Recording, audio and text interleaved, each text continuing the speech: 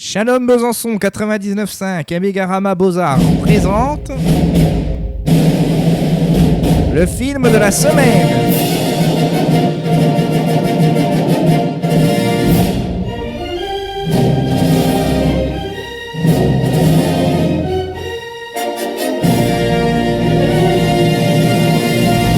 Sébastien, bonjour.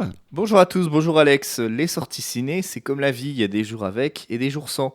Et ce mercredi 20 mars, entre Us, le nouveau film du réalisateur du très angoissant Get Out, et Qui m'aime me suive, une comédie avec Daniel Auteuil, Catherine Fro et Bernard Lecoq, eh bien, il n'y avait pas grand-chose. Mais voilà, la semaine dernière était vraiment très très riche, printemps du cinéma oblige, et je me suis donc tourné avec délectation vers la 7e réalisation de Xavier Dolan, qu'on ne présente déjà plus malgré son jeune âge, Ma vie avec John F. Donovan. Après avoir adapté avec brio Jean-Luc Lagarce dans Juste la fin du monde, Dolan fait du Dolan en racontant ce qui aurait pu être sa propre histoire si Leonardo DiCaprio avait connu une fin tragique peu après Titanic.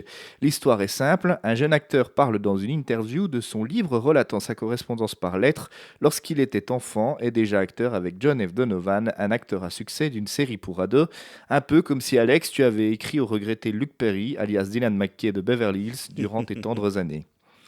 Pas de doute, on est bien chez Dolan et non Dylan, avec tous ses thèmes de prédilection.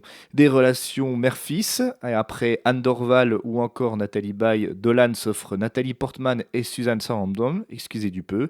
Il dénonce également la machine à rêve hollywoodienne, prête à détruire les corps et les âmes de celles et ceux qui font son succès. Kit Harington, éternel Jon Snow de Game of Thrones, que ça lui plaise ou non, campe de manière très crédible, cette étoile filante ne pouvant révéler son homosexualité. Comme toujours avec ce réalisateur, chaque plan est vraiment du cinéma, avec un vrai travail sur l'image, la lumière, le son. Les dialogues sont très bons, servis par un très beau casting. Mention spéciale au tout jeune Jacob Tremblay. Ma seule réserve par rapport à ses autres films se situe dans un certain manque de subtilité dans l'expression des sentiments. Quand il y a de la joie, tous les indices sont là pour nous le montrer, idem pour toutes les autres émotions. Peut-être que le fait qu'il s'agit de son premier film en langue anglaise n'est pas étranger à cela. Bref, si vous aimez le travail de ce réalisateur, allez-y sans hésiter.